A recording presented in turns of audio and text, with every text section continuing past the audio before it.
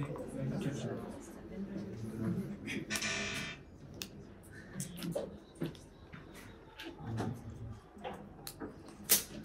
tal? Buenas tardes con todos. Me presento, soy la doctora Yavin Chambi. Vamos a hacer conmigo la primera clase teórica. ¿Ya? Y luego ya va a haber un problema que seguro que el delegado se le va, o la delegada se le va a enviar.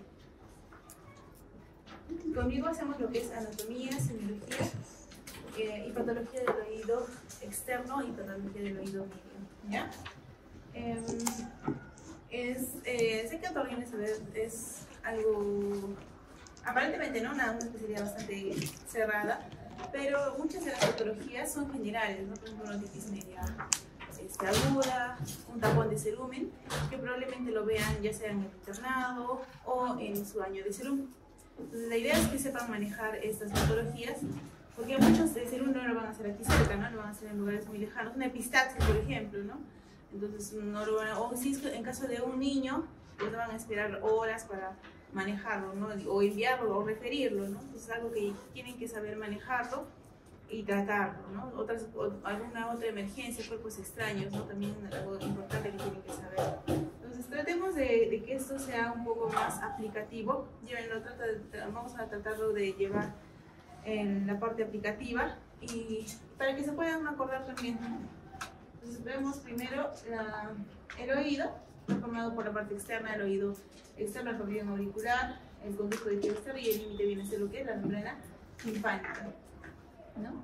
Entonces la orejita, el pabellón auricular es una estructura que contiene cartílago en sus 2/3 superiores, ¿ya? El pabellón, el hélice, la telis, la concha, y el óvulo pues carece de cartílago, ¿no? Es tejido adiposo, músculo y piel.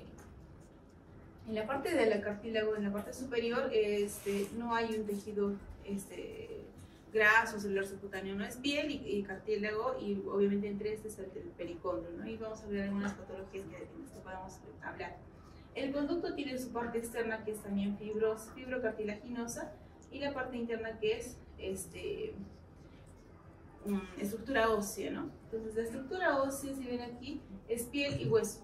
No hay un tejido celular subcutáneo o grasa que pueda estar. Entonces esta piel del conducto es bastante delicada. Entonces ahí va la importancia de, digamos, pacientes que vengan con un cuerpo extraño, animado en el oído, sí puede llegar a lesionarse partes de la membrana timpánica o del conducto, la piel del conducto, ¿no? Y venir con sangrado del oído.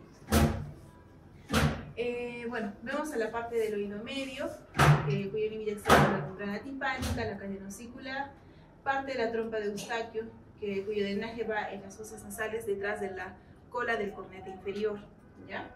Esto es importante porque vamos a ver muchas patologías asociadas en niños también.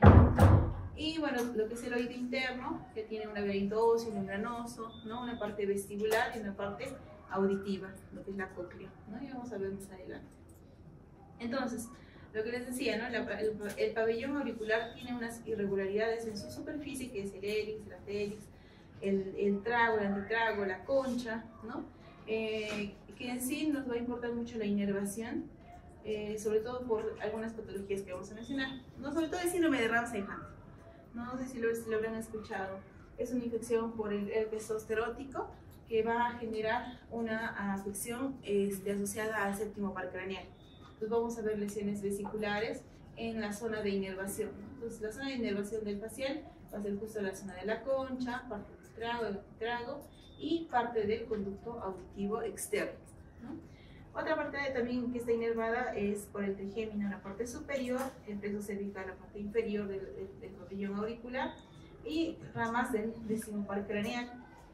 Esto va asociado a la presencia de un reflejo tusígeno en pacientes que manipulamos el conducto auditivo externo, ¿no? Muchas veces estamos limpiando un conducto, ya sea la cera o solamente sacar un cuerpo extraño con una pequeña pinza. Esa pequeña manipulación, el paciente empieza a tener el reflejo tusígeno y es justamente por la inervación del décimo para ese nivel, ¿ya? Pues aquí un poquito de lo que les dije, ¿no? Vamos. La membrana timpánica tiene estas características, ¿no? Es una membrana blanco nacarada, translúcida, muchas veces se puede ver estructuras del oído medio, se ve lo que es la cadena osicular, el mango del martillo y la vascularización alrededor, ¿no? El ánulus. Entonces tiene 4 cuadrantes, ¿no? El anterior superior, posterior superior, lateral inferior y posterior inferior. Esto va a estar delimitado por la rama del martillo, ¿no? Entonces, esa va a ser la zona anterior, que sería un oído izquierdo, y este sería un oído derecho, ¿ya? Las estructuras que tenemos, pues el humbo, la zona central, el triángulo luminoso o el cono luminoso, la pars tensa que está en la parte inferior y la pars flácida que está en esta parte superior. ¿Por qué es importante conocer esto? La pars tensa que está en esta parte inferior tiene tres membranas. Una parte externa que se continúa con la piel del conducto, una capa epitelial, ¿no? La parte externa, la capa intermedia que es fibrosa y la capa interna que se continúa con la mucosa de la caja timpánica. A diferencia de la pars flácida, que contiene solamente la capa externa y la capa interna, no tiene la pars, lo que es la estructura fibrosa que le da más tensión. Entonces, si un paciente tiene una alteración en la ventilación del oído medio, porque el oído medio se ventila gracias a la trompa de Eustaquio, ¿ya?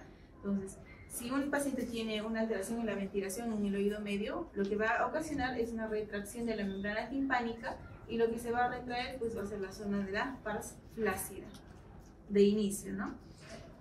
Y eso conlleva muchas patologías, ¿no? Por ejemplo, un colesteatoma puede estar asociado a eso, ¿no? Cuando hay mucha retracción, el tejido epidérmico que está en la parte externa se va a organizar y forma lo que es el tejido colesteatomatoso, que más adelante vamos a ver en otitis medias crónicas. Para la exploración física, como cualquier paciente que viene, ¿no? a consulta, le hacemos una anamnesis, la inspección y la palpación. En la anamnesis lo que ya sabemos, ¿no? Tiempo de enfermedad, si es agudo, si es crónico, si viene por emergencia, hay cosas que se tienen que atender por emergencia y cosas que pueden venir por consultorio, donde se maneja solamente el dolor. La inspección, ver, ¿no? Diferentes conformaciones del pabellón auricular, todos normales, ¿no? Pero de diferentes características. La inspección no solamente vamos a ver lo que es el pabellón auricular, sino nos vamos a ayudar también de ver lo que es el conducto y la membrana timpánica, en donde tenemos que ver las estructuras que habíamos mencionado, ¿no? El mango del martillo y el triángulo luminoso, ¿no? Y que no haya estructuras detrás, ¿no? Acumulación de secreciones o moco o infección en la parte externa del conducto, ¿no? Aquí por ejemplo vemos un poco de cerumen en el oído, pero es normal. ¿Con qué nos vamos a ayudar para esto? Con la ayuda de un otoscopio o la ayuda de unas ópticas, ¿no? Ópticas de 0 grados por lo general, que se pueden utilizar también en consulta externa. ¿Cómo hacemos la evaluación del conducto? Vemos que el conducto tiene una forma tipo S itálica, ¿no? Entonces, y tiene una dirección de posterior hacia anterior. Entonces, lo que vamos a hacer es enderezar el conducto para poder visualizar la membrana timpánica. ¿Cómo lo enderezamos? Flexionamos el pabellón auricular hacia atrás y hacia arriba. Con esta maniobra enderezamos el conducto y podemos introducir el espéculo óptico, ¿no? Y vemos, en un adulto flexionamos hacia atrás y hacia arriba. En el niño es un poquito más horizontalizado el conducto, por tanto solo se tracciona hacia atrás, ¿ya? Es lo que se tiene que tener en cuenta. Entonces, para la semiología en general, los pacientes van a acudir a consulta por otorrino, por neoacusia, por acúfenos o por vértigo. Y los síntomas que van a generalmente mencionar son otalgia, otorreas u otorragias, dependiendo del antecedente, ¿no? Y vamos a ir a relacionar los síntomas que nos van mencionando. Entonces, en la patología externa, habíamos mencionado que habían pabellones auriculares de diferente conformación. Sin embargo, hay alteraciones, ¿no? Una disgenesia auditiva que puede estar con una micropia, ¿no? De un tipo 1, 2, 3 o 4, y puede o no estar asociada a la presencia de una atresia del conducto, ¿no? Entonces, el 1, bueno, lo normal, 1 es lo mismo pero más pequeño.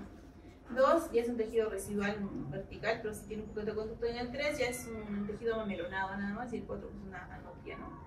Entonces vemos aquí unas imágenes esquemáticas y aquí unos ejemplos en algunos pacientes. En cuanto a los traumatismos que pueden existir en el pabellón auricular, eso es muy frecuente que lo vean en emergencia. Pues ahora que van a ser internos, pues tienen que saber manejarlos, ¿no? Por ejemplo, heridas del pabellón auricular, ya sea por contusiones, por una herida cortante o por mordedura, ya sea por animalito o por un humano. Lo que tenemos que hacer es una limpieza quirúrgica de la herida, ¿no? Y si es que se puede afrontar, solo se afronta la piel. No se hace una sutura que transficie el cartílago, no, solamente piel con piel, y el cartílago se le deja así como que pegadito por continuidad, ¿ya? obviamente previa limpieza, ¿no? Asepsia de la zona. Ahora, si faltara una zona, ¿no? Viene acá, me mordió el vecino que estaba borracho, frecuente en las noches, los sábados. Entonces, ay, me mordió y traen su pedazo de orejita, quiero que me lo ponga. Error grave es que lo intentan suturar a pesar de que se vea rojito. Lo que va a generar es una necrosis adyacente, incluso una pericondritis del cartílago que está bien, ¿no? Entonces solamente se cierra, se sutura, se afronta las heridas con el pedazo ausente, pues así, con un pedazo ausente no hay problema, y ya luego acude por consulta de cirugía plástica y le van a reconstruir su orejita, ¿no? Entonces muchas veces vienen pacientes que, no, y lo han suturado muy bonito, porque se ve puntito por puntito, así como esto, ¿no?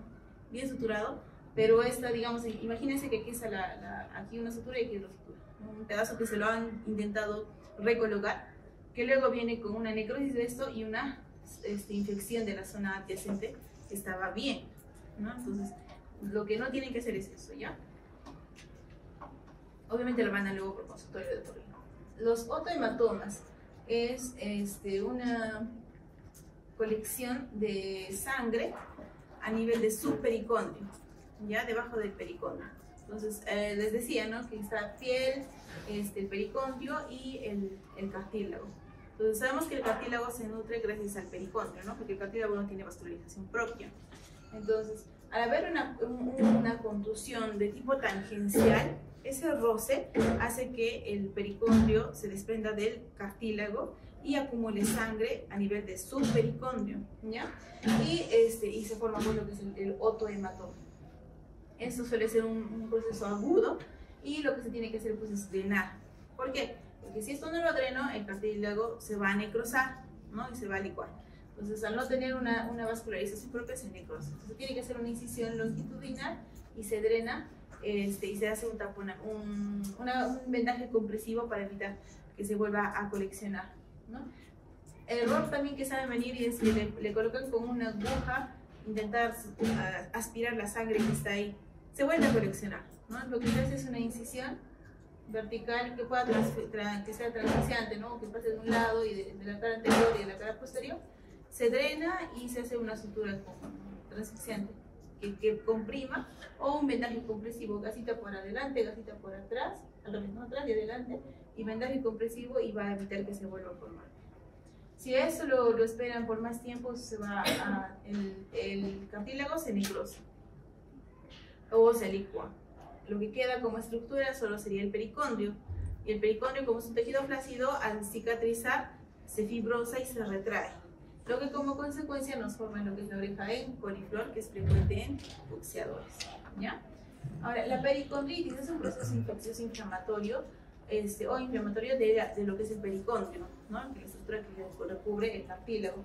Puede estar asociado, digamos, al uso de un piercing, sin adecuada asepsia y disepsia, o el hecho de que haya una picadura, ¿no? Manipulaciones, ¿no? Entonces, existe un proceso infeccioso inflamatorio que tiene que tratar, ¿no? Con antibiótico, antiinflamatorio, dependiendo de las características. Y en caso de que sea por recurrente o no se trate, lo mismo, ¿no? El tejido, el pericondrio, al cicatrizar o al sanar, pues se fibrosa. Y esa fibrosis nos da lo que es la oreja en coliflor, ¿ya? Entonces, el otohematoma se drena, esto se trata. Otra patología es la otitis externa, ¿ya? Las otitis externas podemos tener de tres tipos, ¿no? Una bacteriana circunscrita, que es asociada a la parte externa del conducto, donde tenemos glándulas, ¿no? Un músculo infectado. Bacteriana difusa, que es la que vamos a hablar, y las micóticas, que pueden estar asociadas o también aisladas.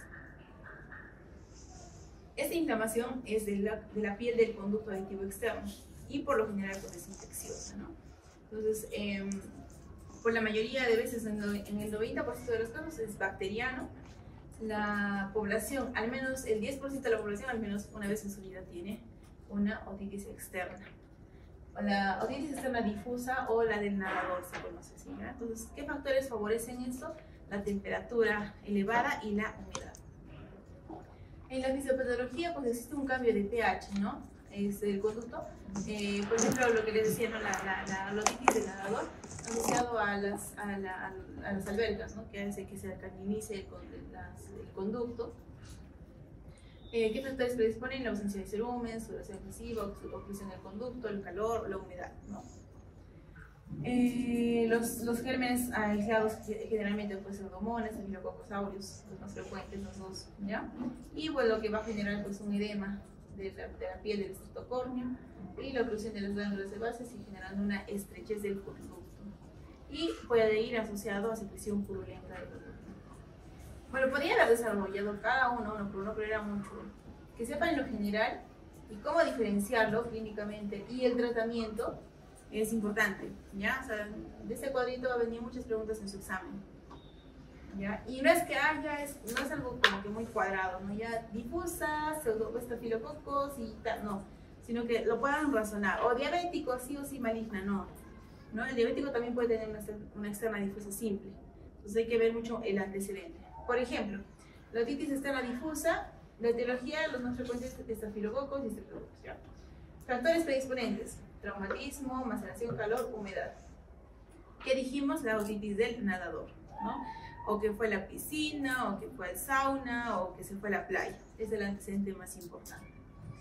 ¿Qué más?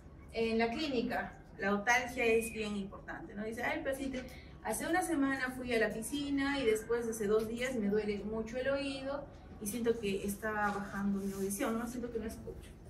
Y cuando hacemos el examen físico vemos un edema y estenosis del conducto, y que puede o no ir asociado a secreción purulenta, ¿no? Aquí no dice secreción, pero sí puede estar presente la secreción purulenta, lo puede ver, ¿ya? El diagnóstico, pues con la clínica y con lo que nos menciona el paciente, y el tratamiento. Primero, microaspiraciones, ¿no? Entonces, si veo secreción en el paciente, en el caso clínico que les acabo de mencionar, veo secreción purulenta, lo primero que debo hacer es microaspiraciones, ¿no? Porque no voy a dejarle gotitas sobre la secreción purulenta. Solo veo edema, eritema y estenosis del conducto con membrana timpánica poco visible, sin secreción purulenta, pues ya no va a ser la microaspiración porque no hay nada que aspirar, ¿no? Entonces de frente le dejo antibiótico. Entonces, después de las microaspiraciones, gotas tópicas, y según el grado de infección, digamos, veo bastante secreción purulenta, pues le tengo que dar antibiótico sistémico. Si veo no secreción, solamente edema y eritema del conducto, pues serán gotas tópicas nada más, ¿no? Y analgésicos antiinflamatorios. Si veo mucho edema, también lo puedo asociar a estas gotas tópicas que contienen también corticoide. Y ese corticoide va a ayudar a desinflamar el conducto, ¿no? Ahora, la otitis externa circunscrita, generalmente el Staphylococcus aureus, asociado muchas veces a traumatismos o manipulaciones, ¿no? Están manipulando con el hisopo, que muchas veces también asociado a eso.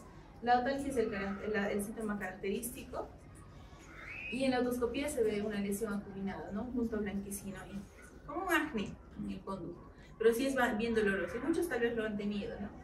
Entonces, el diagnóstico es mediante el clínico, y el tratamiento pues solamente pomadas de ácido fucídico o mupirocina, ¿no? Y evitar la manipulación. En caso de las otomicosis puede ser por cándida o por aspergillus o por ambos, ¿ya? ¿Cuál es el factor predisponente?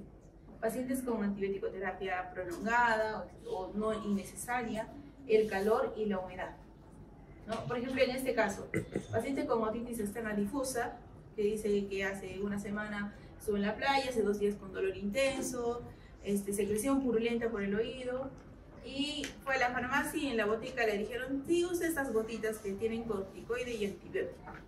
Entonces el paciente agarró y se echó las gotitas, teniendo ahí bastante secreción que no fue aspirada, y se echó las gotitas, solamente gotitas tópicas, alteró más el pH, alteró más la flora, y ¿qué va a generar? La presencia de una otomicosis también. No es una otitis externa difusa más una otomicosis, ¿ya? Entonces, algo así les voy a poner casos clínicos en su examen, ¿ya? Entonces se tiene que dejar pacientes que usan antibióticos. Otro, pacientes dicen que ya me dolió el oído y me dieron unas gotitas hace unos 3 meses. Ahora, hace una semana me volvió a doler, así es que me volvió a usar la gotita por unos 5 días, sin tener ningún otro síntoma, solamente tenía dolor. No hubo antecedentes de la piscina, nada. ¿Escuchaba normal? Sí, escuchaba normal. Entonces era un dolor referido probablemente, ¿no? A veces duele la articulación temporomandibular y tienen otalgia, ¿no? Sienten que duele el oído. Y se echan gotitas antibióticas. Entonces, al usar gotitas antibióticas sin tener un foco infeccioso, podemos generar también la automicosis. Ya dice, tengo sensación de oído tapado. Después de usar las gotitas, sensación de oído tapado y prurito intenso. Entonces, ahí la clínica, ¿no? Tengo prurito intenso y otalgia. Y en la endoscopía se ve masas, ya sean algodonosas o terrosas, según el agente etiológico. Presión superclínica. Y lo que se tiene que hacer pues son microaspiraciones. Se aspira todas las secreciones, que puede ser con pus, que puede ser con hongo asociado o puede ser solo honguito. Y las curas locales con antifúngicos, ¿no? Que puede ser con gotitas con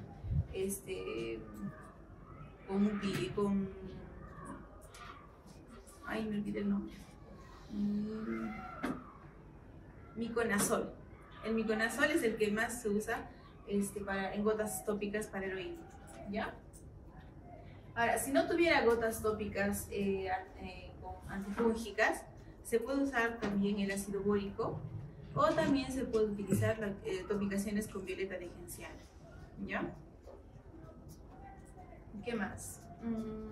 Pacientes diabéticos también, ¿ya? También, o pacientes inmunocomprometidos, ¿no? VIH, también pueden tener otomicosis, ¿ya? Entonces, si en su caso clínico les pongo paciente diabético con prurito y dolor, no van a decir de repente otitis externa maligna, no se van a equivocar, ¿ya? La otitis externa maligna, frecuentemente por pseudomonas, aquí sí lo característico es la diabetes, ¿no? La edad avanzada, inmunodepresión. El síntoma característico es la otalgia intensa, puede estar afectando otros pares craneales, se ve un KD edematoso, un tejido de granulación e incluso osteitis, que es una lesión de la estructura ósea adyacente. Se puede hacer cultivos, tomografías, y sí requiere un tratamiento incluso quirúrgico si es que es necesario, o tratamiento parenteral, ¿ya? En este caso sí.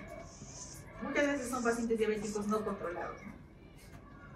Y el eczema óptico pues suele ser idiopático o cuando es por un eczema de contacto por Staphylococcus aureus, ¿no? Frecuente en pacientes que tienen algún tipo de atopía o asma, rinitis, alergia, ¿no? El síntoma es prurito, pero no tan intenso como una otomicosis o otalgia. Y en la endoscopía se ve una piel descamativa, una dermatitis seca. Y si existe mucha manipulación, puede haber una sobreinfección, ¿ya? Entonces, lo que se indica pues, son cremas hidratantes, humectantes, y evitar la manipulación. Entonces, son estas tres imágenes que corresponden a una otitis externa difusa, edema, aquí un poco de secreción, no se ve la membrana timpánica, el edema es más marcado aquí. Aquí se ve la membrana timpánica al fondo y aquí se ve una pequeña erupción y desde la otitis externa localizada. Y entonces una otomicosis, ¿no? Aquí se ve las lesiones algodonosas y un poco negruzcas por aquí, y aquí más negruzcas que algodonosas, ¿no? La otitis externa maligna y el eczema óptico.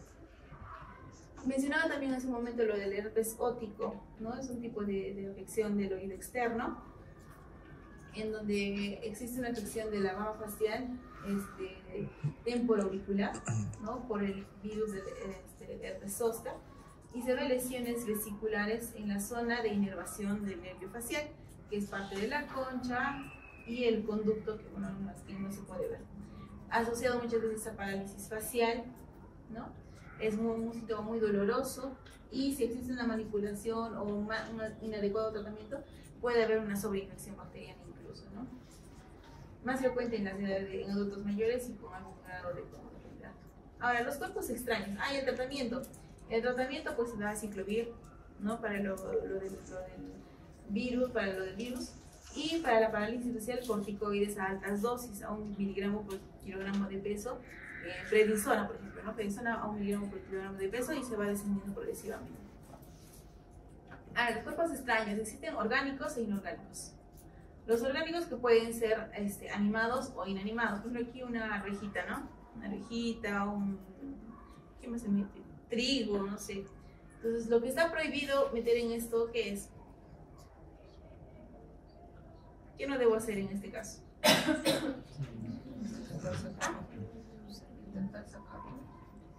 Ya tratar de sacarlo. ¿Qué más? ¿Qué no? O sea, es así. No. Es preguntarle, ¿qué se quedan ustedes? Están en el ENAM, ¿no? Si ves una semilla, un cuerpo, una semilla en el conducto íntimo externo, ¿qué es lo que no se debe hacer? Si es una semilla. Hidratarlo, o sea, hacerle un lavado de oídos, echarle gotas tópicas, o sea, lo que sea que pueda hidratar esa semilla no se debe hacer, ¿no? Entonces, ay, me está doliendo y le dejan gotitas para que no le duela, porque existen gotas con analgésicos, ¿no? Que tienen lidocaína. Y lo que hacen es que la semillita que está en el oído se hidrate y aquí, por ejemplo, se ve una sombra en la parte superior. Entonces, lo que nosotros hacemos es súper sencillo. Con una pincita que es tipo gancho, introducimos por un costadito, ¿no? Por un costadito, giramos y lo arrastramos. Solamente eso hacemos, ¿no? Bajo microscopio, obviamente. El niño no se mueve y sale. Pero si es que esa semilla se hidrata tanto, no hay espacio para donde entre esa pinza. Y con los intentos de manipulación, por ejemplo, eso también de no, intentar sacar la semilla sin tener el material adecuado, hace que el conducto se dematice, ¿no? Entonces, si el conducto se dematiza más una semilla hidratada, no hay espacio. Entonces el niño no se va a poder sacar el cuerpo extraño, porque generalmente son niños. Entonces, ¿qué tenemos que hacerle? Sedarlo, entrar a la sala de operaciones para que lo duerman y ya sacarlo. Pero eso ya implica más tiempo o incluso probabilidades de lesiones del conducto, ¿no? Porque la pinza no va a entrar. No está tan tenso que no entra. Entonces, evitar manipular si no tengo el material adecuado, eso es lo que no se debe hacer. Y lo que tampoco se debe hacer es hidratar ese oído, ¿no? Echar agua, lavado de oídos, gotas tópicas, ¿no?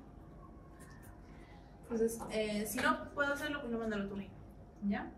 Ahora, en caso de que tenga un mosquito como este, ¿no? Que es un mosquito que está en el oído, y ellos sí vienen desesperados porque este mosquito sí se está moviendo, está aleteando y está intentando salir del conducto. Y si ven aquí, que se ve tan indefenso esta cosita, pero se ve, hay restos de sangre, ¿no? Entonces lo que les decía, la piel del conducto que está cerca a la membrana timpánica es muy delicada, porque es piel y hueso, ¿no? Entonces esa piel se rompe muy fácilmente, y tal así que este insecto que parece tan delicado lesiona este conducto. Entonces les viene ya sea en su serum, que viven, digamos, a 8 horas de Arequipa, y viene así, se me metió un mosquito y está gritando y llorando. ¿Qué hacen?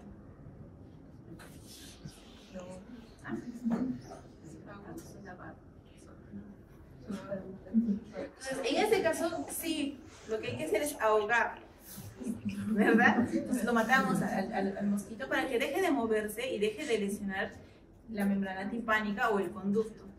Pero antes de eso tengo que preguntar, o ver, ¿no? Si veo una membrana timpánica íntegra, puedo hacer eso, ¿ya?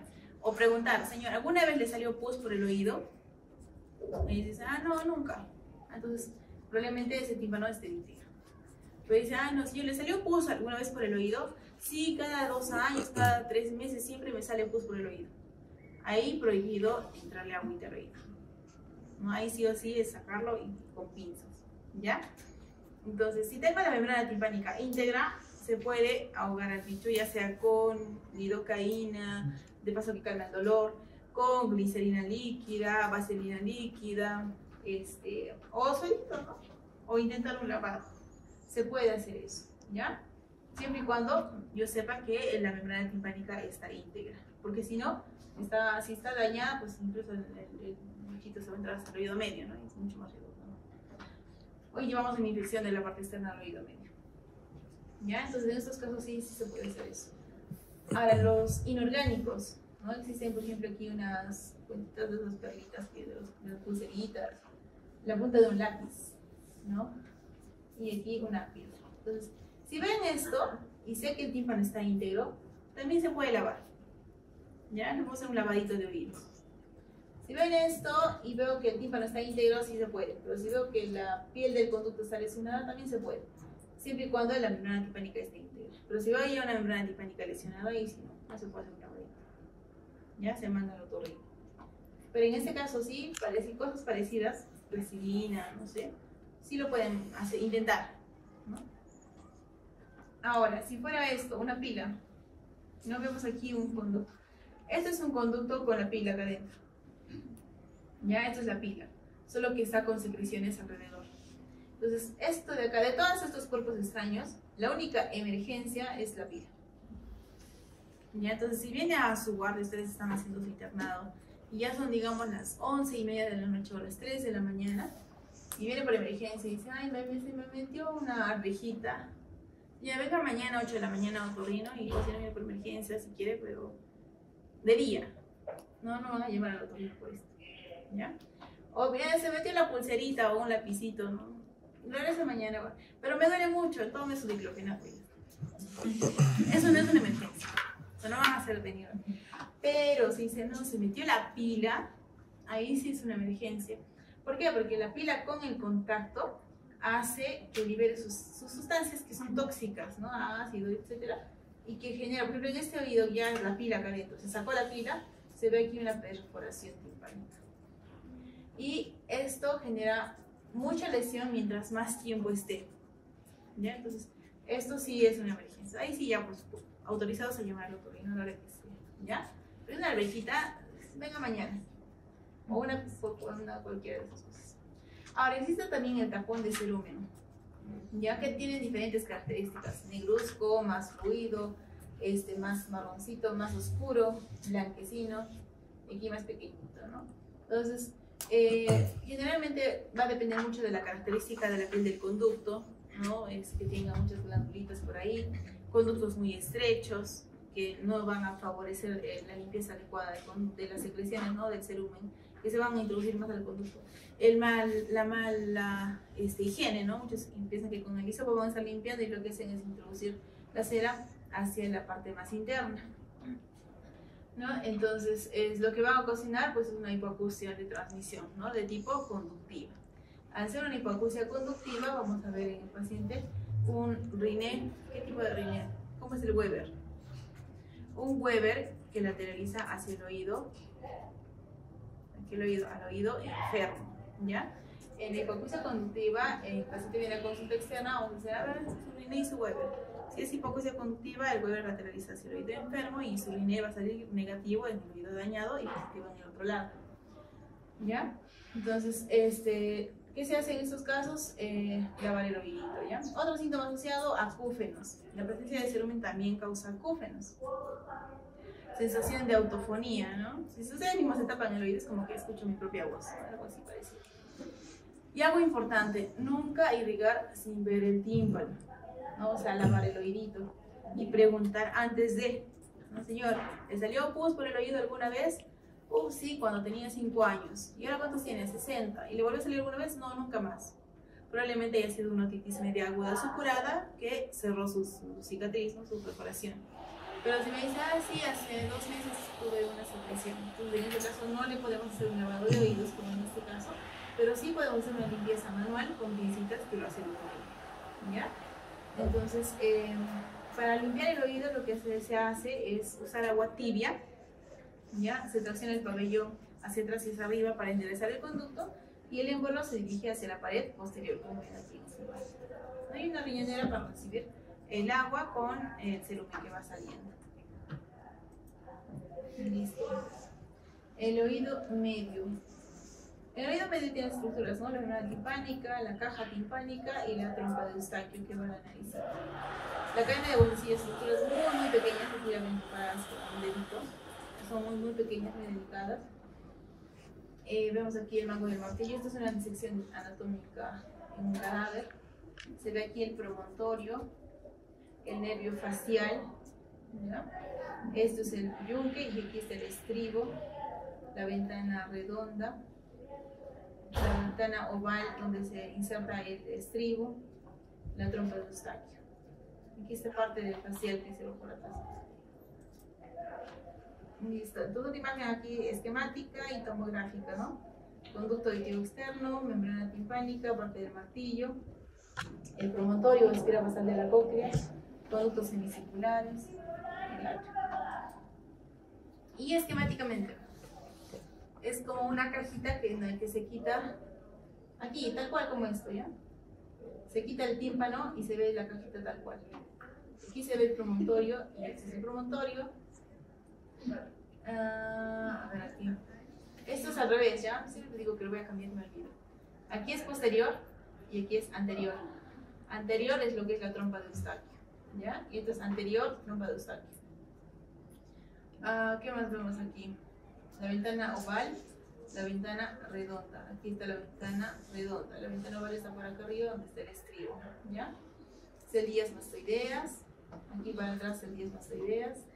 Esto es la prominencia del canal facial y el canal semicircular horizontal, que no se ve por acá porque está detrás del resto de la membrana timpánica.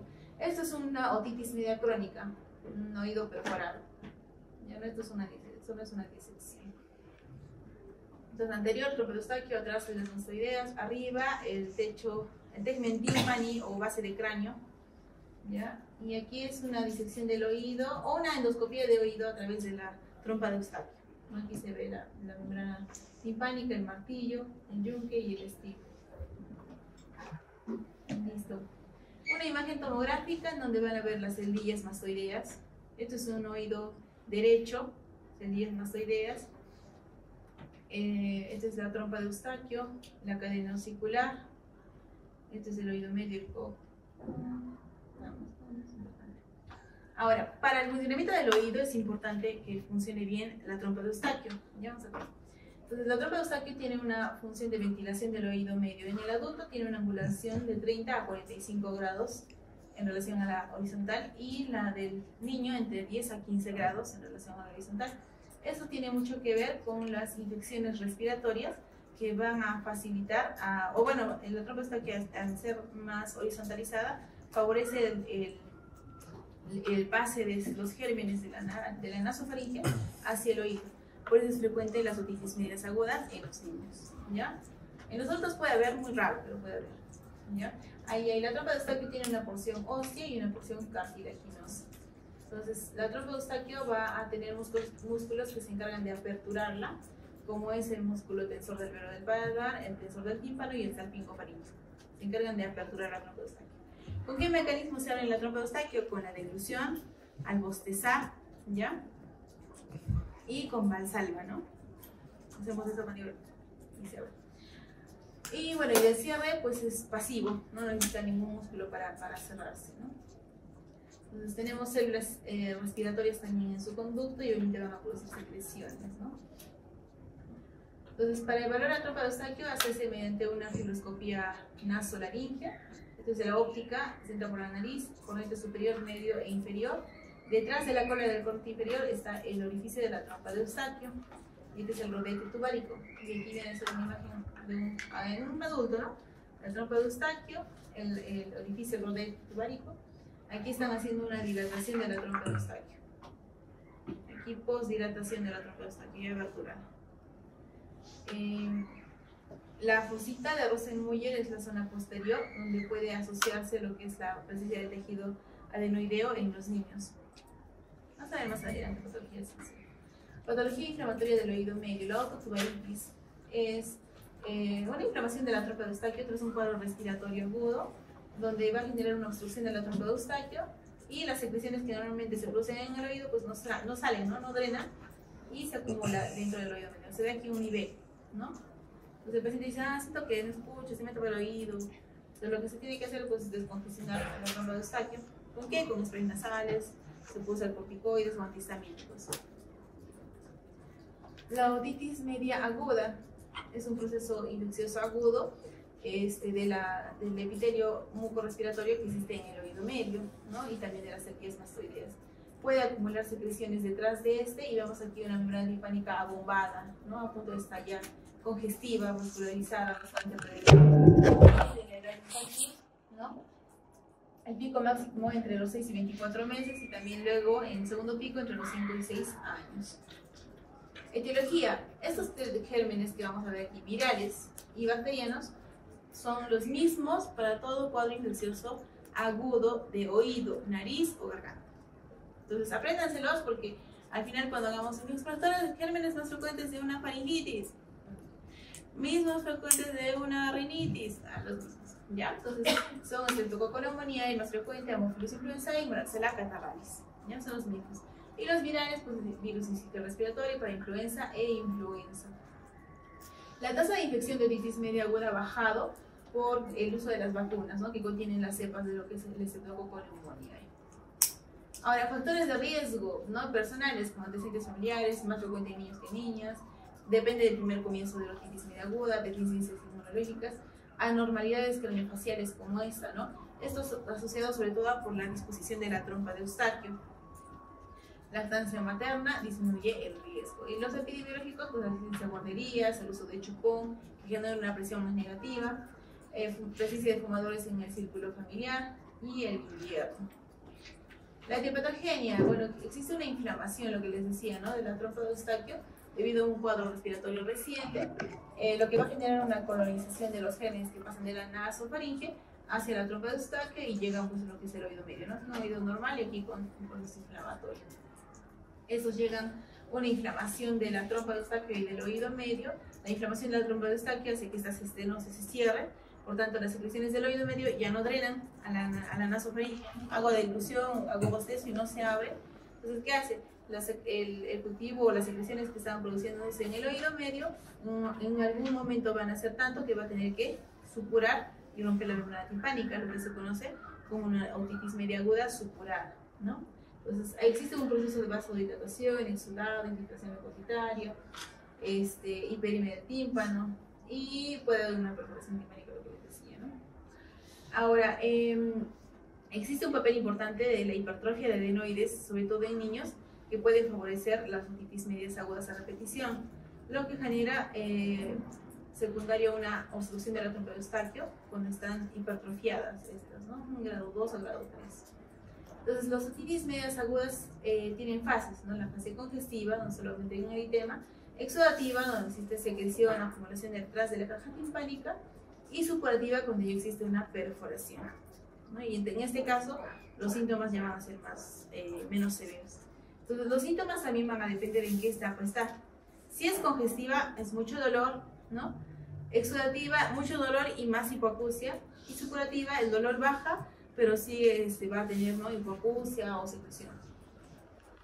Entonces, primero hay que ver la presencia de síntomas, ¿no? Con glotalgia, fiebre, hipoacusia, ver en el examen físico una membrana timpánica bombada, la cadena no movilizada, puede haber acumulación de secreciones detrás del tímpano y o signos y síntomas que asocian a una membrana timpánica inflamada. Estos síntomas van a depender también de la edad. Si es un niño pequeño de 2 años, digamos, o 1 año y medio, él no va a decir, pues, que lo escucho, ¿verdad? No va a tener hipoacusia. Él va a tener más que otalgia y fiebre, irritabilidad, ¿no? Se toca el oídito, muchas veces asociado a vómitos o diarrea incluso, y piensan que tienen un cuadro infeccioso digestivo incluso tal vez, ¿no? Pero en sí es solamente una otitis media. Lo único que tiene es que se agarre el oído y tuvo un cuadro respiratorio recién. Ahora, en cambio, cuando ya es más grandecito, digamos que tenga 7 años, pues sí tiene otalgia, fiebre, y ese va a decir, no, siento que no escucho, me duele, llora, se le empieza a tener otorrea, o sea, secreción purulenta por el oído, y ya se le bajó el dolor, porque existe menos tensión en el oído medio, ¿ya? Entonces, el tratamiento, para el tratamiento va dirigido sobre todo para la resolución de los síntomas, donde vamos a calmar el dolor, ¿no? Porque el niño viene generalmente irritable, y reducción de recurrencias, ¿no? Entonces, la estrategia de esperar y ver es que el antibiótico no se le debería dar a todos. ¿A quiénes se les da? Todo paciente menor de 6 meses de edad, entre los 6 meses y 2 años, cuando tienen un diagnóstico de certeza, solo una enfermedad timpánica congestiva, bombada y todo lo que dijimos. O cuando son mayores de 2 años con diagnóstico de certeza y enfermedad grave. ¿Por qué? Porque estos casos podían resolverse espontáneamente solamente con antiinflamatorios. Sin embargo, en la población, lo que se tiene que hacer es, ¿no? Ya se lo dejan su ibuprofeno y viene su control en 3 días. Los papás no van a venir el tercer día. No vienen luego regresan o incluso van con otro médico y dicen, no le han hecho nada y ya está peor porque está con otorrea, ¿no? Entonces muchas veces no tienen el tiempo de estar llevando los controles. Entonces, lo que se hace pues dejarles antibiótico a la mayoría. ¿Cuál es el tratamiento de elección? Entonces, todo niño que venga, yo les pongo un caso clínico en el examen y dice otitis media aguda. Entonces, ¿cuál es el tratamiento de elección? Amoxicilina, ¿ya? Y ahí es lo importante, ¿no? A 90 miligramos por kilogramo de peso por 10 días, ¿ya? Ahora, ya usó amoxicilina, pero lo usó, digamos, a 50 miligramos por kilogramo de peso. Entonces lo usó de forma inadecuada y el niño sigue con dolor, sigue con malestar, con fiebre. Entonces evolucionamos a amoxi con ácido clavulánico. La dosis es la misma, 90 miligramos por kilogramo de peso. Algunos libros de 80 a 100, ¿ya? Es aceptable. Ya usamos amoxi clavulánico, pasamos a cefalosporinas, ¿ya? Es alérgico a las penicilinas, pasamos a macrólidos. Y siempre asociado a descongestionantes, antihistamínicos y analgésicos, ¿ya? Profilaxis, la vacuna antineumococo y la adenoidectomía en caso de que haya hipertrofia de adenoides. Existen complicaciones, ya sean dentro del hueso temporal o fuera de este, ¿no? Las que nos importan más pues son las dentro del hueso, ¿no? Parálisis del nervio facial, porque en caso de existir una infección o colección dentro del oído medio, vimos que dentro del oído medio pasaba el nervio facial, ¿no? Entonces el nervio facial pasa por acá. Aquí está. Entonces, si existe una dehiscencia del hueso que cubre el nervio facial, muchas veces una otitis media aguda puede ir asociada a una parálisis facial. La estructura que cubre el hueso, el nervio facial en el oído medio se llama el canal de Falopio, ¿ya? Es un huesito. Ahora, otra complicación, lesiones de los huesillos, perforaciones de la membrana timpánica. En caso de que sea una otitis media aguda supurada y pasa por primera vez y le damos un buen tratamiento y ya no vuelve a tener una otitis media aguda, esa perforación se cierra. Pero si ese oído no ha sido cuidado o tiene una otitis media aguda a repetición con supuraciones persistentes, ese oído ya no se va, esa perforación ya no se cierra, ¿no? Y se convierte en una otitis media aguda, una otitis media crónica, cuando es más de 3 meses la perforación, ¿ya? Entonces, podemos esperar a 3 meses para que cierre la perforación en un primer episodio. Si eso no pasa, ya se convierte en una otitis media crónica. A nivel de mastoides puede haber una petrocitis, una menor neumatización de las células mastoideas. Lo que vimos aquí, ¿no? Unas células mastoideas bien neumatizadas. Ahí está. Aquí. Estas son células mastoideas bien neumatizadas. Cuando existe una recurrencia de las infecciones, estas se cierran, se llenan de fibrosis y ya no existe una buena neumatización. En el oído interno puede haber una laberintitis o una hipoacusia neurosensoria. La laberintitis no es solo el mareo, ¿ya? Es la presencia de una infección del oído interno. O sea, es la laberintitis, para que haya laberintitis, tuvo que haber una infección del oído medio, previo, ¿ya? Entonces, ¿cuáles son las consecuencias? La mastoiditis aguda, en donde las secreciones del oído medio pasan a las células mastoides. ¿Lo ven acá? Esta mastoides es bien neumatizada, aquí una mastoides ocupada con secreciones. Si es que esto no mejora con antibiótico, pues se tiene que hacer un drenaje, ¿no? Retroauricular, un fresado, antibiótico parenteral, hospitalización o una mastoidectomía. Parálisis facial, se deja un antibiótico de amplia cobertura, más corticoides para desinflamar lo que es el nervio. Laberintitis, un drenaje, ¿no? De las secreciones y antibiótico terapia. Y la meningitis, pues lo mandamos al neurólogo, ¿no? La petrocitis es otra complicación muy rara, antiguamente era muy frecuente, pero muy rara, en donde existía una triada de Gradedigo, ¿no? También se les pregunta de NAM, pero ya no creo, bueno, no sé. Se ponía, los síntomas son otorrea, dolor retroorbitario y diplopía. Y pues el tratamiento es antibiótico endovenoso más una mastoidectomía, ¿no? Y se ve aquí bastante secreción y que llega pues a la porción petrosa del hueso temporal. Y la porción petrosa pues la parte interna, ¿no? La otitis media crónica, como les dije, es un proceso inflamatorio crónico que dura más de 3 meses, ¿ya? Existen factores predisponentes como el tabaquismo, alteraciones anatómicas, infecciones recurrentes, que les decía, perforación timpánica crónica, rinitis alérgica o disfunción de la trompa de Eustaquio. Muy frecuentemente se presenta en niños que han tenido una otitis media aguda durante la infancia, ¿no? Es muy polimicrobiana, ¿no? puede haber gérmenes virales, bacterianos, fúngicos. Se considera de tipo oportunista. Vamos a encontrar una clasificación en donde existe una otitis media crónica supurativa, es decir, sale secreción purulenta por el oído, o una otitis media crónica secretora, donde no existe secreción purulenta, pero se ve un tímpano íntegro, ¿no? Entonces, se ve niveles hidroellos detrás de la membrana timpánica. Esto asociado sobre todo a una disfunción de la trompa de Eustaquio. Esto se conoce como una otitis media secretora o serosa, ¿ya? La crónica supurativa puede ser con una perforación central, como en este caso, ¿ya? En ambos casos son perforaciones centrales, donde no afecta la pars flácida, solo afecta la pars tensa, ¿ya? Y la otitis media crónica con perforación marginal, en donde se ve una lesión en el borde o en la pars flácida, ¿no? Entonces, esto se asocia muchas veces a la presencia de un colesteatoma. Entonces, existe un proceso inflamatorio en la caja timpánica que se asocia muchas veces a fibrosis, un edema y proliferación e hipertrofia incluso de la misma mucosa y aumento de secreciones de esta, ¿no? Ahora vemos la otitis media secretora. No es un estado en el que existe una presencia de un trasudado dentro del oído medio. Es una secreción que normalmente se forma, pero que no se drena por una disfunción de la trompa de Eustaquio.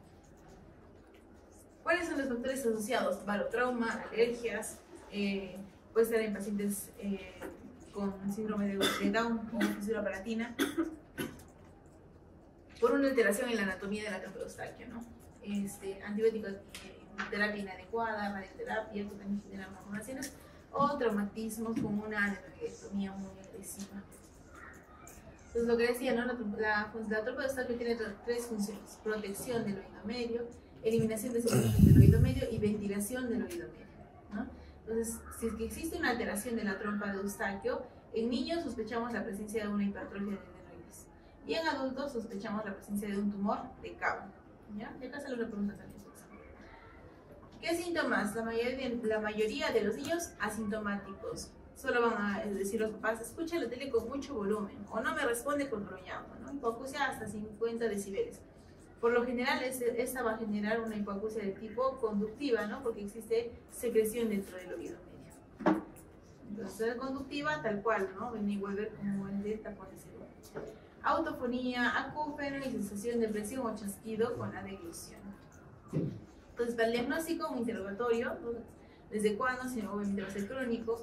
En los diapasones, lo que les decía, ¿no? Un Rine y un Weber. Weber va a ser que lateraliza hacia el lado enfermo, y un Rine negativo en el lado enfermo, positivo en el lado sano.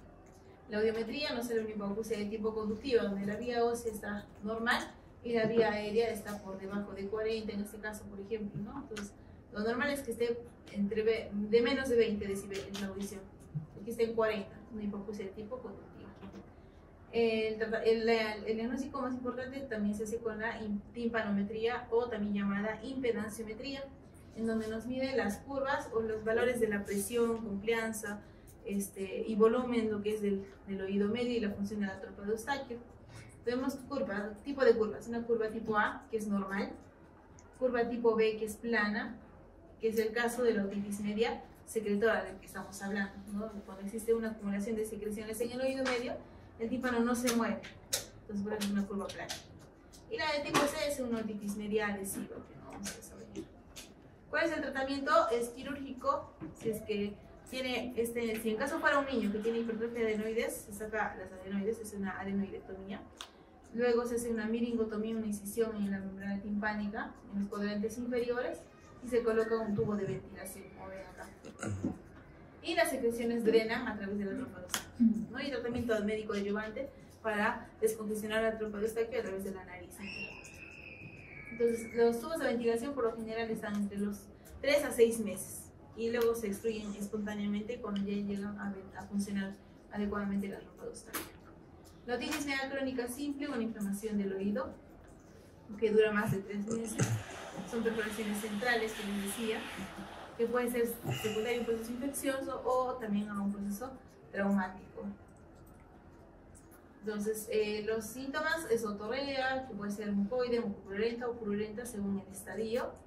Y la hipoacusia, por la presencia de una alteración en la dinámica de la transmisión de sonido, ¿no? Puede ser asociada a la perforación de la membrana tipánica o lesiones de la cadena osicular. El cuadro clínico otorrea puede haber exacerbaciones o remisiones según el estadio. Cada vez que le entre agua a ese oído, va a tener otorrea. Osteitis, mientras más episodios infecciosos tenga, más destrucción osicular de la cadena osicular.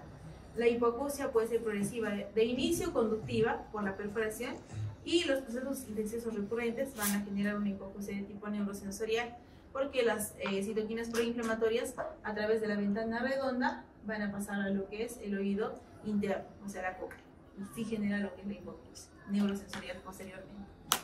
Tratamiento, pues es quirúrgico, ¿no? Obviamente los cuadros infecciosos agudos se tratan las exacerbaciones se tratan con antibiótico y aspiraciones, pero el tratamiento definitivo es la timpanoplastía, ¿no? Esto de la mastoidectomía es para la otitis media crónica con colecistoma. En este caso, la colestetomatosa, ¿no? Es un proceso inflamatorio crónico de comportamiento pseudotumoral. Entonces, este tejido calestetomatoso, si bien es cierto, no es algo maligno, pero sí genera mucha erosión adyacente, ¿no? Se come tímpano, se come cadena osicular, se come todo lo que está a su alrededor, va como una bolita de nieve. Mientras va avanzando, va comiéndose todo a su alrededor.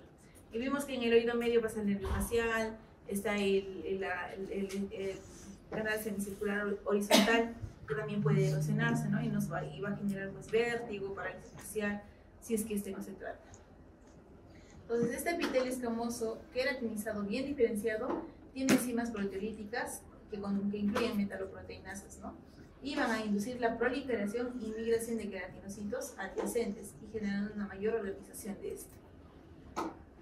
Los síntomas: hipoacusia de inicio conductiva, pero luego neurosensorial. Lo característico es que es una otorrea fétida, no responde al tratamiento, suele ser intermitente o continuo. Entonces, si en el caso clínico les pongo un paciente de 60 años con otorrea fétida, que no responde al tratamiento y que tiene también una perforación marginal, ¿cuál sería el diagnóstico? Una otitis media crónica con estetomatosa, ¿no? En la otoscopía vemos estos síntomas, ¿no? Perforación, estos signos, ¿no? Una perforación timpánica marginal, pólipos, escamas blanquecinas o destrucción de la cadena. Y la audiometría, que de inicio puede ser de transmisión, pero si es que es más crónico, se hace de tipo neurosensorial. El antibiótico por vía tópica en cada episodio infeccioso que tenga se da con ciprofloxacino con córticoides 3 veces. Y el tratamiento definitivo es una timpanoplastía más una mastoidectomía. El diagnóstico se hace bajo microscopía. Con microscopía se ve una perforación, muchas veces rompe el ángulo, como lo que les decía, ¿no? Y compromete lo que es la paz flácida. Es importante ver la audiometría y ver si tiene una hipoacusia de tipo conductiva, uno sería más adelante, el Riney-Weber que les mencionaba. Los datos de alarma, ¿no? La presencia de que tenga vértigo, cefalea o tal, fetorragia o parálisis facial, nos indica que está comprometiendo otras estructuras adyacentes, ¿no? Y nos hablan de complicaciones. Entonces, dependiendo del escenario, se da pues, un tratamiento médico, si es que tiene un cuadro infeccioso activo, ¿no? Concentración purulenta, asociado muchas veces a corticoides. Y si es que ya está sin cuadro infeccioso activo, se da el tratamiento quirúrgico, ¿no? Que puede ser una condrotimpanoplastía simple más una mastoidectomía. Gracias.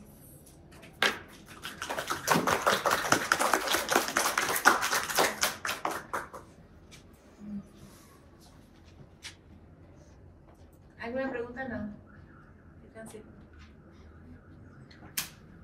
Ya no hay preguntas. Entonces eso es todo. Ya estoy como unos ejemplitos de como casos clínicos, algo parecido bien.